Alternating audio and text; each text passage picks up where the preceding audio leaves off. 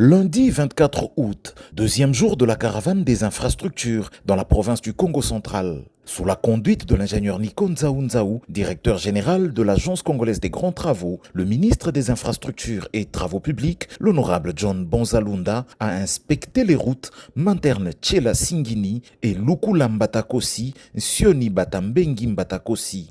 La première route, longue de 113 km, constitue une partie de la RN12. Construite dans le cadre du programme sino-congolais, elle est à ce jour à un peu plus de 60% complètement revêtue et le travail se poursuit. Certains ouvrages de traversée ont été reconstruits et certains autres ont subi des améliorations. L'ouverture de l'axe, couplée aux travaux de modernisation, rendent le trafic sécurisé jusqu'à Singini, village natal du premier président de la République démocratique du Congo, Joseph Kasavubu. Sur la partie déjà revêtue, l'entreprise Grec 7 met en œuvre le marquage au sol au moyen d'un équipement moderne.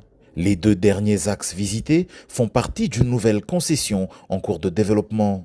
Pour un peu plus de 120 km, il sera possible de se rendre de la cité de Lukula sur la route nationale numéro 12 jusqu'à la frontière angolaise à Mbatakosi. Également de Sioni, toujours sur la route nationale numéro 12 à Mbatambengi puis Mbatakosi, faisant ainsi une boucle complète. Nico Nzaou a fait savoir à son hôte que dans un premier temps, il sera procédé à des travaux d'ouverture de l'emprise afin de permettre une circulation des personnes et des marchandises avant des travaux de revêtement de l'ensemble. À noter que dans la grande cité de Sioni, la délégation a reçu un accueil chaleureux de la part de la population reconnaissante de cette importante source de développement que se trouve être la route nationale numéro 12, Manterne Tchela Singini, avec ses corollaires à venir.